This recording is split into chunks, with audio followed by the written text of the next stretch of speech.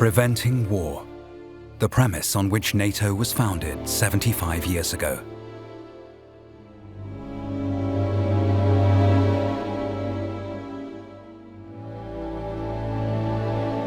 In 75 years of European history without a war, that's the ultimate expression of a successful alliance. The 24th of February 2022, the turning point. Russia launches its full-scale assault on Ukraine. War returns to Europe. Ukraine is not part of NATO, but the invasion has led many to ask, is NATO still fit for purpose? And how strong is the Western military alliance today? NATO's European partners in particular are the cause of serious doubts. Right now, European security is 90% dependent on the Americans.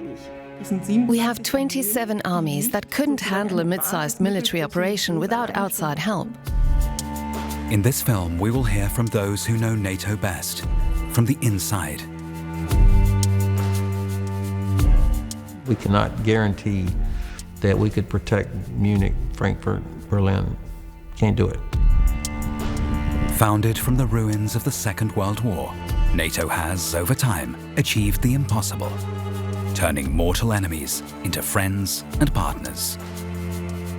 I think this is fascinating. There were also German officers who were part of NATO's command structure who had been fighting against the Americans and the British in the Second World War. 75 years later, NATO is more important than at any point since the end of the Cold War. The world is rearming.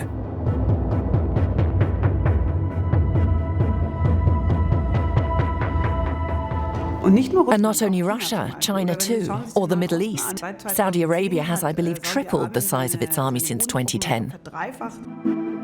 And NATO? We took a holiday from reality, and now we're dealing with the consequences of that.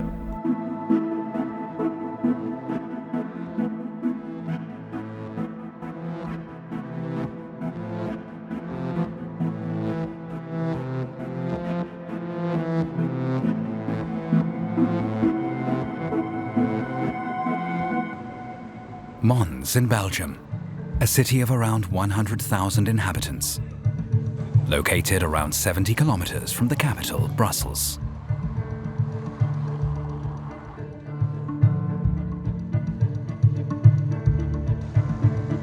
Here is one of the best protected buildings on the planet, NATO's military HQ, the Supreme Headquarters Allied Powers Europe, or SHAPE. Around the clock, critical military intelligence is gathered and studied here. What is happening on NATO's borders? Where are the potential threats? Admiral Rob Bauer is chair of the Military Committee and one of NATO's highest-ranking officials. He is the conduit between politicians and the military. The alliance is there now for 75 years, and we went from 12 to now almost 32 members. So that in itself, I would say, is the proof that this alliance adds value. Otherwise, so many nations would not have joined. NATO is founded after World War II and consists at first of just 12 member countries. Its aim during the Cold War was to stop the spread of communism and prevent the Soviet Union expanding its sphere of influence. Since then, a further 20 countries have joined the alliance, including former Soviet and Eastern Bloc states. Today, NATO territory stretches from the northern reaches of the Arctic Sea to Turkey's southeastern border with Syria, and from the Baltic states that border Russia all the way across the Atlantic to the west coast of the USA and Canada. NATO is the largest defensive alliance the world has ever seen. 1 billion people live under its protection. But the alliance has no troops of its own. The way it is constructed is that NATO is basically three things. It is command and control, it is standardization, and it is exercises. And the troops come from the nations, the sovereign states, all 31, soon to be 32.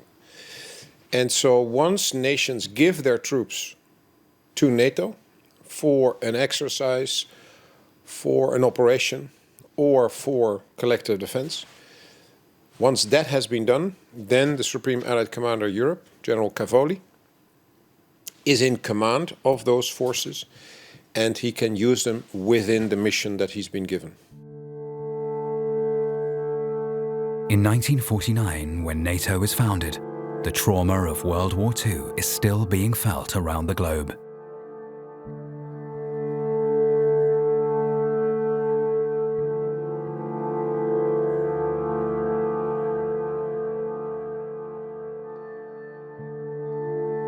I think that it's essential to recognize that NATO is created and founded in the aftermath of the Second World War.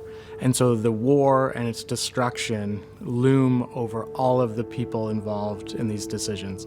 So many of these men, and they're almost all men in this story, early in NATO's history, had fought in either the First or Second World War or played a role. And so part of NATO's founding is about making sure that war doesn't happen again. So many of the people believe that what they're doing in creating NATO is preventing a return to war in Europe. But at NATO's inception, it has no military framework and no command center. NATO is, first and foremost, a guarantee.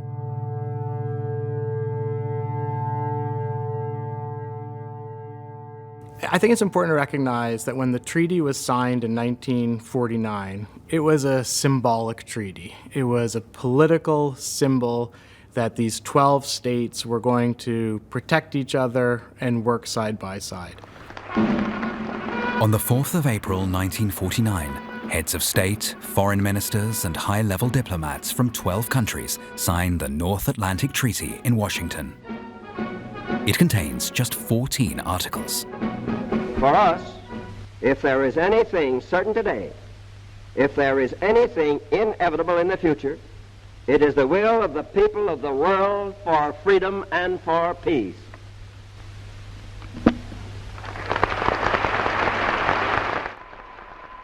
Just a few months later, in August 1949, the Soviet Union detonates its first atomic bomb.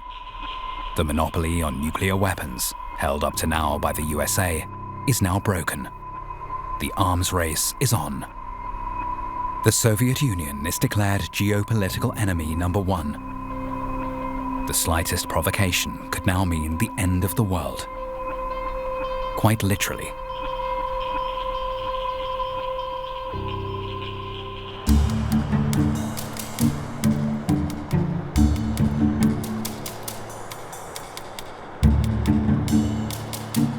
But the greatest fear held by NATO's founders at the time is not a direct Soviet invasion, but rather what Canadian historian Timothy Andrews Sale calls the dangers of democracy.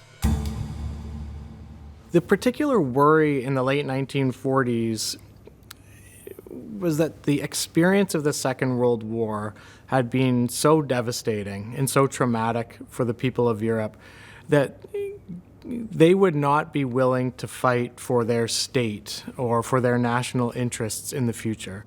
The worry was that if the Soviet Union were to mobilize its forces or stage exercises or somehow flex its military muscle, then perhaps citizens in European countries would ask their leaders to give in to whatever the Soviet demands were. The death toll from the war, in the tens of millions, casts a long shadow over the world. Sale's theory is that democratic societies are vulnerable to blackmail because they believe in peace at any cost. Unlike autocracies and dictatorships, democracies tend towards compromise and giving ground. By being a part of NATO and being a part of the alliance, the leaders felt that they could go to their people and say, we're part of something bigger. And in the aftermath of the war, when leaders did not think that their people would ever be willing to fight again, it was very important to show this group strength. Today, 75 years after NATO was founded, there is once again war in Europe, forcing the world's largest military alliance to ask itself, how prepared is it really to defend our security?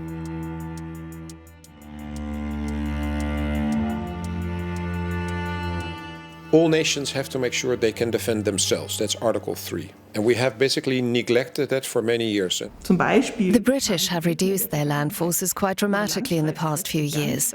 Germany still has a good-sized army, but it is not particularly compatible with other armed forces. France has nuclear weapons, but far too few of them compared to Russia's nuclear arsenal. With the end of Cold War tensions, NATO's doctrine of collective defense fades into the background. Operations in Afghanistan and Libya, as well as the global war on Islamic terrorism, take center stage. We had overseas missions that required armed forces and troops to be sent abroad in small, mobile units for very specific operations. In the crisis response operations, time is on our side. We decide, are we going to Afghanistan? And when? And with how many forces? And for how long? But in collective defense, an adversary might attack you, and then you are ready or you're not. The weaknesses of the alliance are now becoming clear. One of the biggest problems, its sheer size. NATO has grown to 32 member countries, 32 sovereign states, 32 armies, and a vast amount of bureaucracy.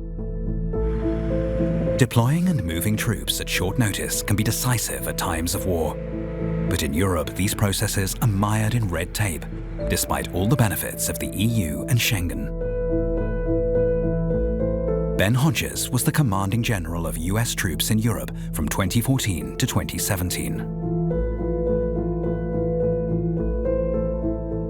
I said, you could take a truckload of apples from Poland to Portugal, never be stopped. He could drive all the way through.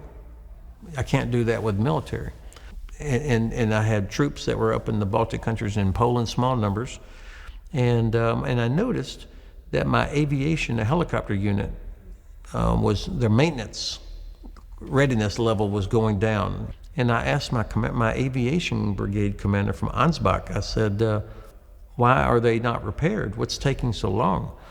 And he said, sir, we cannot get the maintenance parts from Ansbach to Leeuwarden. It takes weeks. I said, what? I was naive. I just assumed driving from Ansbach to Leeuwarden would be like being on Interstate 95 in the US from Florida to Virginia. I mean, it's all NATO countries, all EU countries. What's the problem? And that's when we realized that there was a problem moving military equipment across borders. Through the different nations, you had to have permission. NATO is well aware of this problem. That's why, since 2021, it has been operating the Joint Support and Enabling Command, or JSEC for short, in the German city of Ulm. Its main task is getting a grip on the bureaucratic jungle of rapid troop deployments. General Alexander Solfrank is in charge of this. Wir haben eine föderale Struktur. We have a federal structure, meaning that we have to get different regional governments with different rules on board. This requires a lot of form filling, which, and this is something we are working to improve, varies in a very specific way from country to country. And customs regulations also play a role, not to mention all the rules around animal disease prevention, for example. But to move tanks across Germany, you have to put them on a train quickly or put them on the back of one of these large trucks. We don't have enough of these trucks to carry tanks, so you need Deutsche Bahn. But in peacetime, Deutsche Bahn is not just going to stop. They shouldn't just stop doing and take tanks. So having to work through these processes, this is very tedious, it's not sexy. The Oberpfalz barracks in East Bavaria. Tomorrow, these soldiers are deploying to Lithuania under NATO command. Good morning. Good morning, Captain. Okay, man. One more round of loading, then we're off to Lithuania. Is everyone clear on the crew division? The tanks are traveling to Lithuania by train. Even their journey to the station is perfectly coordinated. First, they must cross a motorway. The time window to get from the barracks to the station is both narrow and precisely defined. They must get there before the commuter rush hour begins. But decades of peace have left Europe unprepared.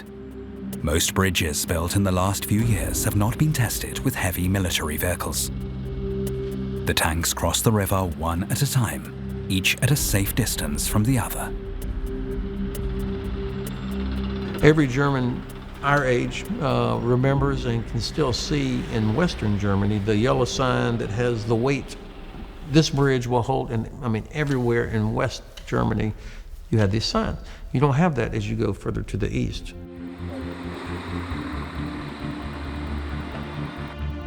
The units deployed to NATO's eastern flank in Lithuania each bring their own equipment, allowing them to practice their drills and exercises faster.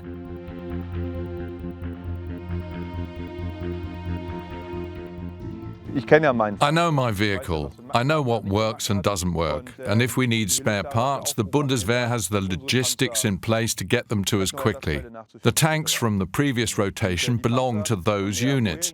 It's the same as with your car. When you go somewhere, I take my own car with me because it's the car I'm used to. The aim of JSEC in Ulm is to create a kind of Schengen area for defense forces.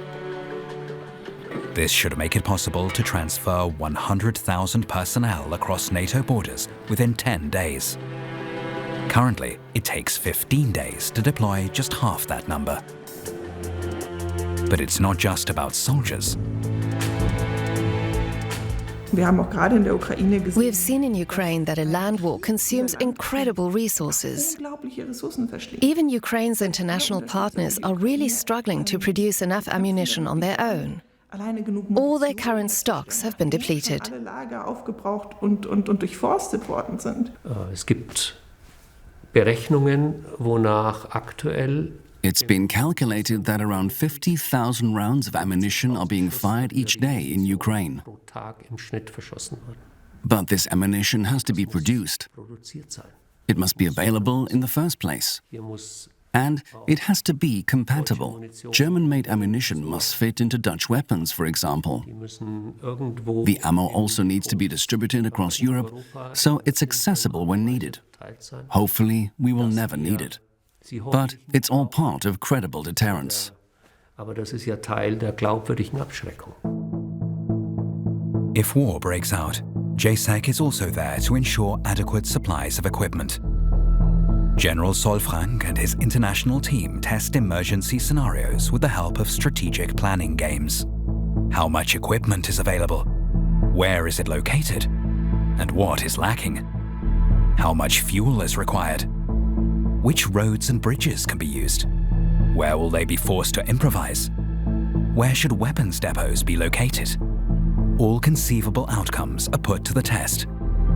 The most important thing is that every strategy planned in Ulm must be workable in real life. Abschreckung wirkt nur, wenn unsere Deterrence only works if our plans and preparations are credible and proven to work in a conflict situation. erfolgreich ist. It's the only way to send a clear message, in this case to Russia, that says, don't even think about it. Nämlich einen Krieg. And the only way to prevent a war, which is ultimately our goal, is proving that we can transfer large numbers of troops in peacetime. So, before the first shot is even fired, we've made it clear to any attacker, watch out, you won't succeed. Achtung, ihr seid nicht erfolgreich. What the soldiers in Bavaria don't yet know is that, despite having successfully loaded the tanks, their arrival in Lithuania will be delayed by several days. Due to a rail strike in Germany, they have only progressed a few kilometers. 3 days later, the train is still stuck in Bavaria.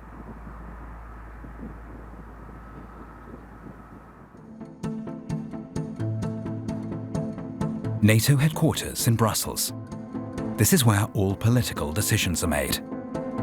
In the event of an attack on a NATO country, it will be decided here whether or not to invoke Article 5. In the NATO process, Article 5, of course, is the article of the Washington Treaty that is most well known. Armed attack on one shall be considered an armed attack on all. Everybody knows about Article 5. But that's not a laser beam, like if you go to a store and the door automatically opens up. There is no automatic trigger for Article 5. In dieser Konsultation müssten sich alle All NATO members must declare that they have considered Article 5 and officially put it into effect. offiziell erwägen, sozusagen in Kraft setzen. The decision to trigger a multilateral response must be agreed by all members unanimously. In countries such as Germany or the USA, military action must also be approved by the national parliament or Congress. You remember last year there was a missile that landed inside Poland and killed 2 Poles.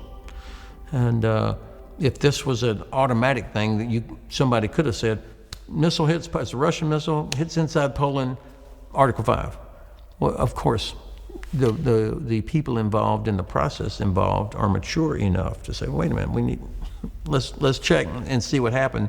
In the beginning, that idea that Article 5 would compel other allies to fight to defend one ally was the hope of the British and the French and the Canadians. That's what they wanted Article 5 to say. But the United States would not have that because it took away the power of Congress to declare war. The problem: the more countries involved, the more individual interests come into play.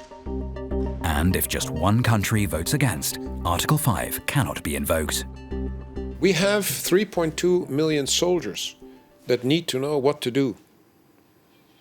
So it's not enough to say no. And in a war, in a crisis, if you are attacked, you can say no, but we're still attacked. So we need a solution. So if somebody says no, then we expect from that nation that says no, an alternative yes. NATO allows for constructive abstention, meaning that a collective response is possible even without a unanimous vote. But a single no vote on Article 5 creates an immediate roadblock. In the case of an attack, if one nation says we do not support that this is Article 5, then the other nations can still act in a multilateral way, but it won't be under a NATO construct. So this will be a problem. Solidarity and community are the cornerstones of the alliance. In the 1950s and into the 60s, there was a real effort to try and connect the people of the NATO countries with each other. And so things like educational exchanges and study tours and professional associations were considered to be very important in building up that solidarity within the alliance. And so a lot of American officials spend a lot of time thinking about how to build those relationships, not just between leaders, but between people in that era. And where else to begin than by learning about other countries' habits and customs?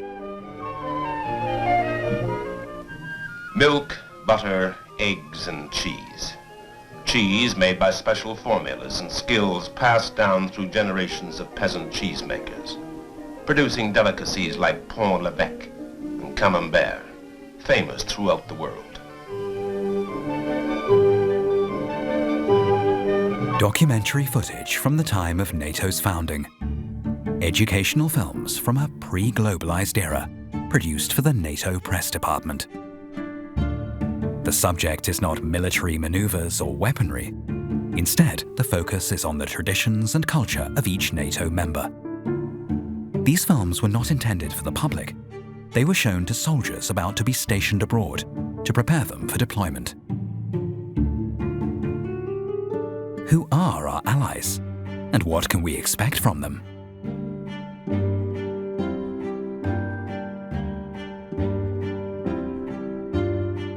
And I think this is fascinating. There were also German officers who were part of NATO's command structure who had been fighting against the Americans and the British in the Second World War. So these men had fought beside each other, in some cases had fought against each other, and then worked to build this alliance together during the Cold War.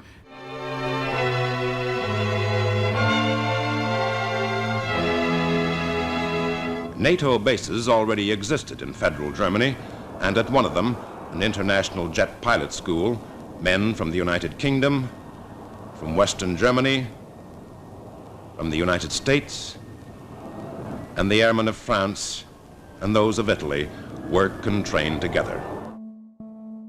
In 1955, the Federal Republic of Germany is accepted into NATO, just 10 years after the end of the Second World War.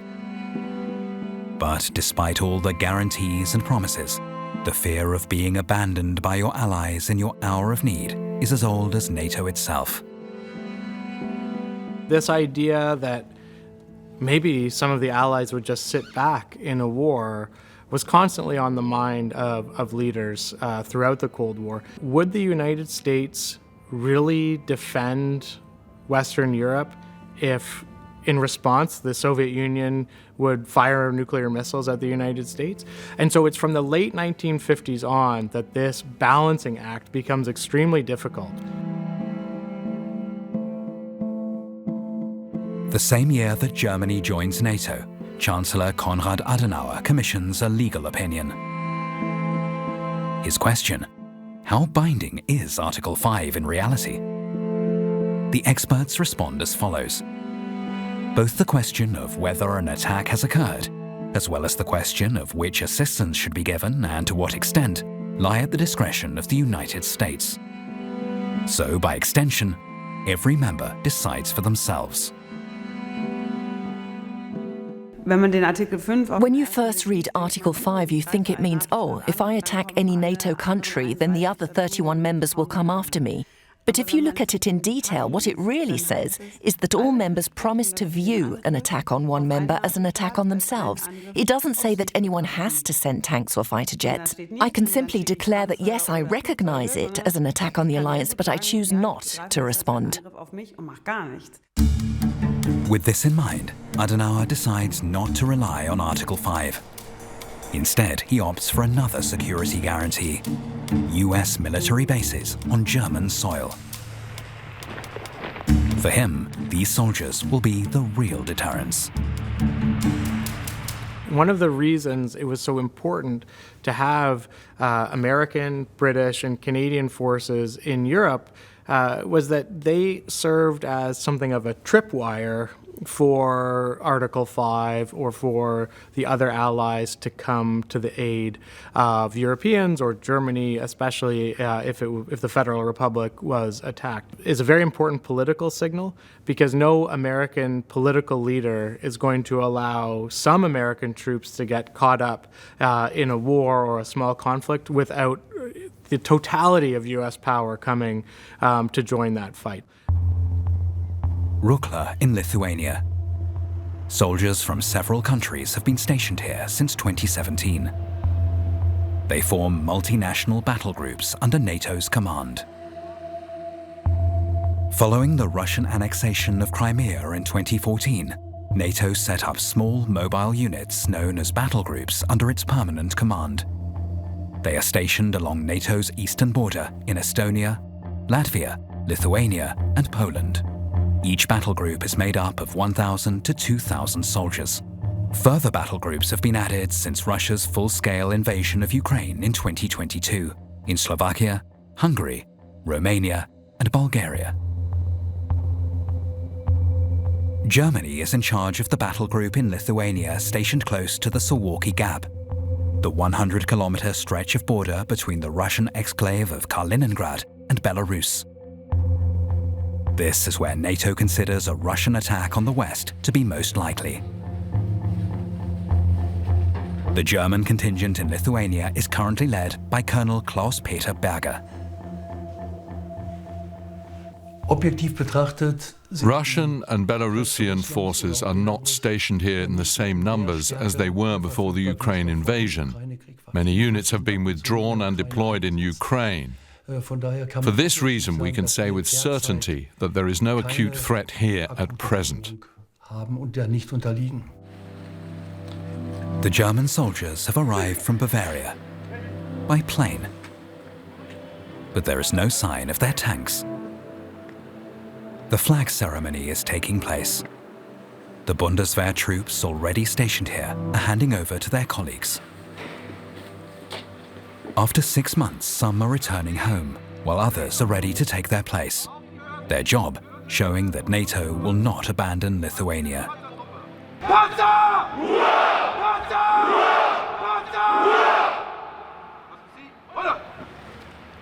So if Lithuania is attacked, it's not only Lithuania, but it is our soldiers that are working there, and therefore it is maybe not seen by people as Dutch soil and Dutch or German soil, but it is our soldiers that work there and are going to be attacked. It's the same principle that guided Konrad Adenauer. It's not Article 5 that guarantees security, but rather international troops on European soil. We must remember that it was not only the Americans but also many other allies that guaranteed our security during the Cold War. And so what we're doing now, in a way, is returning the favor. The tanks arrive 1 day later, 2 days behind schedule. The last few kilometers of country road to where they will be stationed for the next 6 months. Soon, German kindergartens, schools and supermarkets will be built here, all for the German military brigades that will be based permanently in Lithuania from 2027. 5,000 soldiers, plus their families. They are a key part of NATO's defense strategy should Moscow be tempted to invade any more of its neighbors after Ukraine. The Baltic states feel the threat from Russia particularly strongly. But unlike in Ukraine, this would be a direct attack on NATO territory.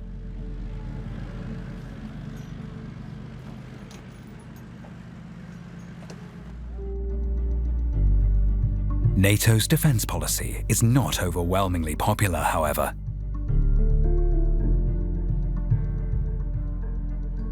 In the UK, support for NATO before Russia's invasion of Ukraine stood at 59%, while in Germany it was only 54%. In France, support was even lower, at 39%. Even more concerning were the survey results with regard to collective defense, as set out in Article 5. Before the Ukraine invasion, only 32% of French citizens supported sending military aid to Romania if the country were attacked by Russia. And merely 14% of Germans declared a willingness to support fellow NATO member Turkey in the same situation. The most important NATO member has always been the United States. The Americans have long defined the strength of the alliance.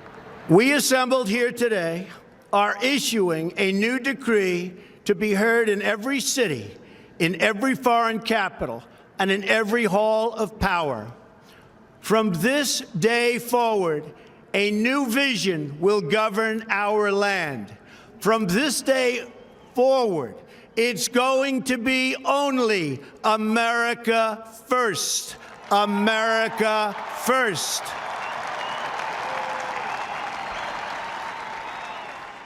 The United States plays an extremely important coordinating role in NATO. The president is the most important person in the alliance, and without an American president and all of that means in terms of American military and nuclear power, the alliance itself would be just a shadow of itself. It would be different if, say, Italy opted out or if the United States opted out. And it's a very worrying development that the biggest concern we've faced over the possible withdrawal of a NATO member in the last few years has been regarding the United States. At the NATO summit in Brussels in July 2018, NATO Secretary-General Jens Stoltenberg and US President Donald Trump clash in front of the cameras. Germany is just paying a little bit over 1%, whereas the United States in actual numbers is paying 4.2% of a much larger GDP. So I think that's inappropriate also. You know, we're protecting Germany, we're protecting France, we're protecting everybody. and yet we're paying a lot of money to protect. Now, this has been going on for decades, and then numerous of the countries go out and make a pipeline deal with Russia, where they're paying billions of dollars into the coffers of Russia. And I think that's very inappropriate. And the former chancellor of Germany is the head of the pipeline company that's supplying the gas. 2% of GDP for national defense spending, the commitment made by NATO members in 2014. Yet barely any country, apart from the USA, has kept this promise. John Bolton served as National Security Advisor for almost 1.5 years under Donald Trump, until the president forced him to resign. When I took the job as National Security Advisor, I believed that the weight of the decisions that the president had to make in the national security field, the gravity of the responsibility, would weigh on Donald Trump and discipline him in the same way it had for 44 American presidents before him. He recalls how a major fallout was narrowly averted on day 2 of the NATO summit. Well, I was in a car over to our embassy residence in Brussels, where the president was staying, and he called me in the car and said, I think we should do something historic today. I think we should withdraw from NATO. And I said, somewhat surprised by that, I said, well, let's discuss it. I'm almost there.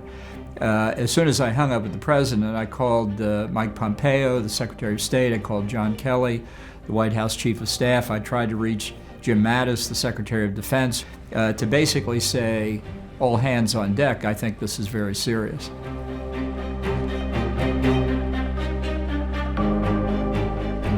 For the first time in the history of the alliance, the withdrawal of the USA from NATO seems like a genuine possibility.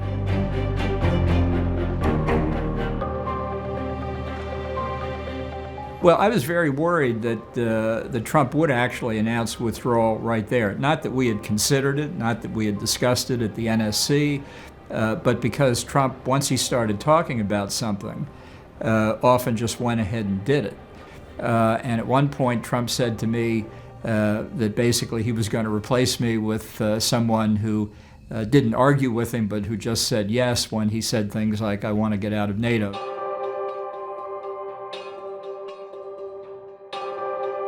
The last conversation I had with him, he was literally sitting at the big table in the NATO meeting room. He called me up and said, well, shall we do it? And I said, go right up to the line, but don't go over the line. And then I went and sat back down. And when I sat down, I had no prediction what he would do.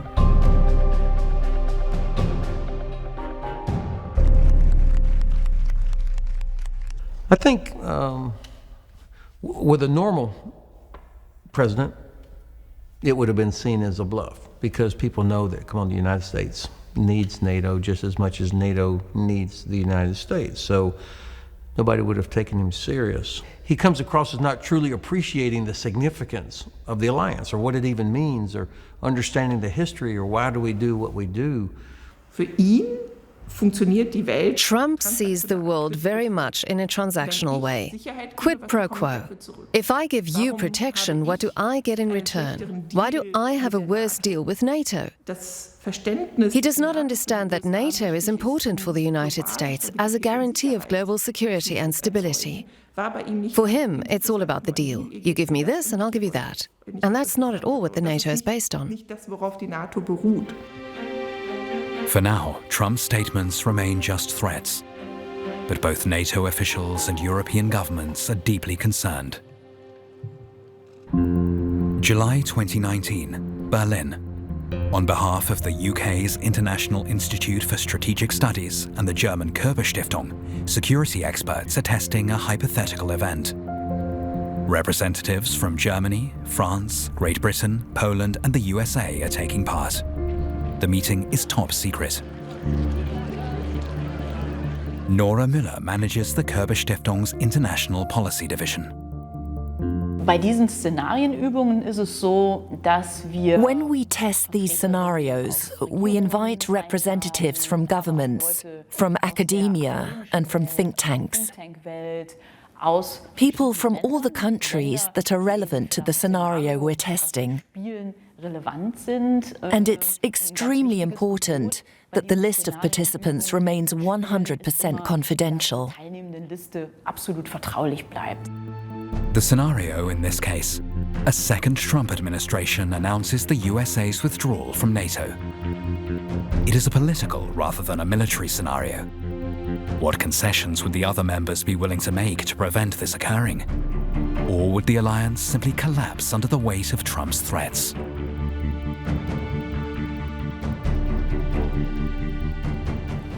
The German team was actually prepared to make a deal on trade policy. The Poles were quick to open talks with the Americans and ask, what can we arrange outside of NATO in terms of bilateral security policy? And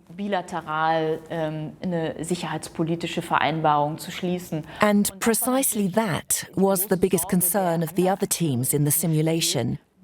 Because once we start making separate bilateral security arrangements with the USA, then this undermines the structure of NATO. The simulation, while hypothetical, brutally exposes the weakness of the alliance. A US withdrawal would kick off a race for bilateral security agreements.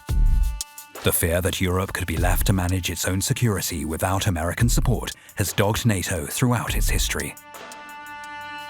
And what they expected would happen was a return to a series of bilateral alliances between 2 states, maybe 3 states in Europe.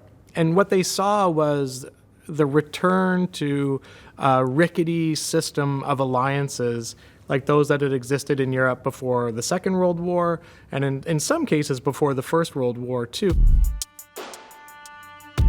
At the beginning of 2024, the hypothetical scenario that was tested in Berlin 5 years earlier is looking increasingly possible. Donald Trump is once again making the issue of NATO a central plank of his latest bid for the White House.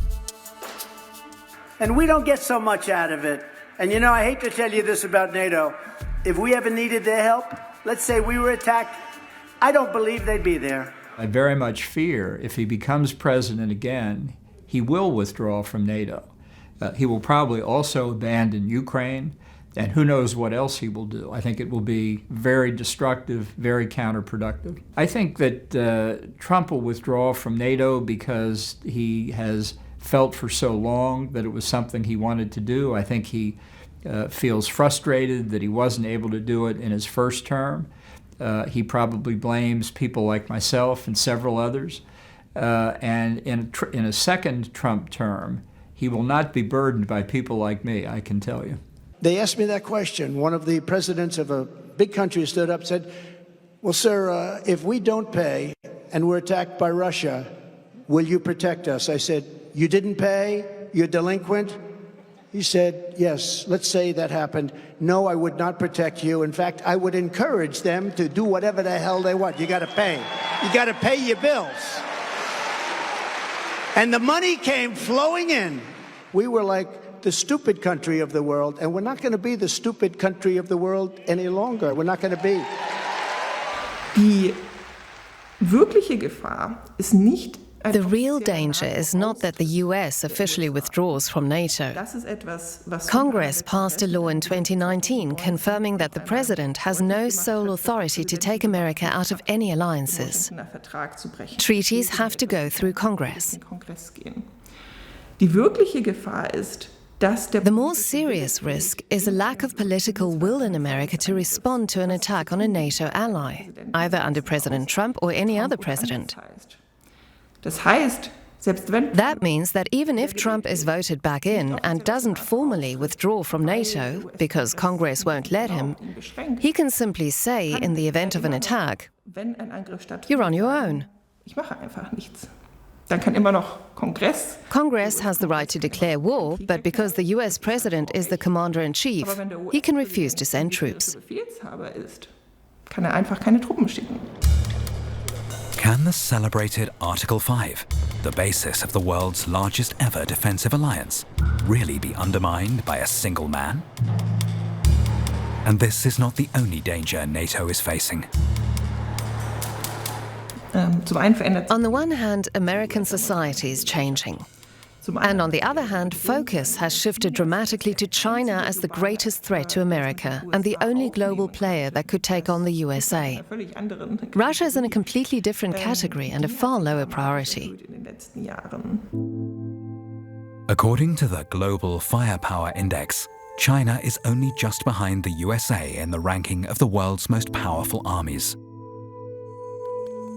And China's navy is already the largest in the world. Satellite images show how China has been building huge military bases on small, undeveloped atolls in the China Sea. Beijing is taking an increasingly aggressive stance towards Taiwan and other Asian countries. Countries which are now counting on the support of the USA and NATO. As the war in Ukraine continues, we're increasingly being asked, can the West remain actively involved in both regions? What we're now spending on Ukraine in terms of the weapons and support that we are sending, shouldn't we already be supplying this to Taiwan in the event of a conflict there? These are the debates currently taking place in the USA. I was in the US in 2019, and when the question of Russia came up, the American delegates were quite blunt. They said, Russia is your problem. It's a European problem. You have to take care of it. And that's not going to change. So even if in 10 or 20 years' time relations with Russia improve, until then Europeans will have to accept that the USA won't help if war breaks out, because they're busy elsewhere. The task facing Europe in the next few years will be to show what they can offer in terms of defense, rather than simply relying on American security. Or is a plan B needed? The idea of a European army has long been a topic of discussion. Yet the European Union's Treaty of Lisbon already contains a mutual defense clause, similar to NATO's Article 5. The USA would never be the military power they are now if they weren't centrally governed. And that's exactly why a European army under a unified command structure is so unlikely. Because we are not a single country like the United States. The European Union consists of 27 countries who would never give up their decision-making power over military operations to a centralized command center in Brussels, for example. In February 2024, the President of the European Commission, Ursula von der Leyen, backs the proposal to appoint an EU Defence Commissioner. A European army, however, remains, at best, a distant prospect. What the Europeans could do instead is align their armed forces in a way that they complement each other and can work together. Even then, this wouldn't have the required level of deterrence towards Russia. But they would at least have the basis from which to carry out small to medium-sized missions on their own. Small to medium-sized missions are unlikely to deter Russian aggression in the long term. In January 2024, NATO begins Steadfast Defender, its largest military exercise since the end of the Cold War. 90,000 soldiers test the alliance's combat readiness over a period of several months. The enemy in this simulation exercise? Russia. A United Kingdom diplomat had said, essentially, every time NATO gets into trouble, the Russians come along and save it. Whether intended or not, Russia's assault on Ukraine has given NATO a new clarity of purpose.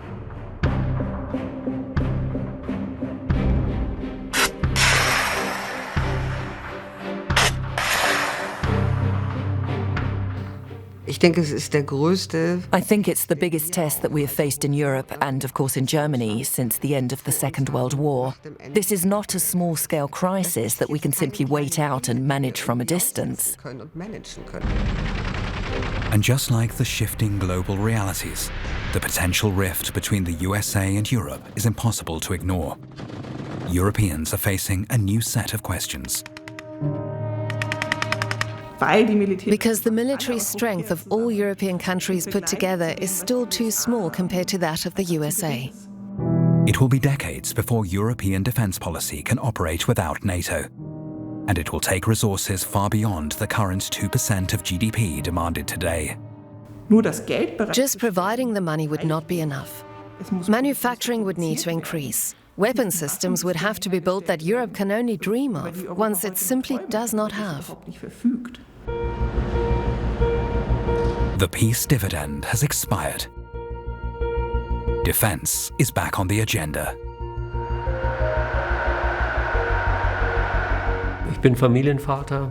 I'm a father. A great many of us here are mothers and fathers. We don't want war. Quite the opposite, in fact. That's precisely what we're here to prevent. So how do we prevent war? By being absolutely prepared for that outcome and making it clear to the country who has recently attacked its neighbor. With us, you will not succeed. 75 years after it was founded, NATO faces the same challenge today as it did back then: preventing war.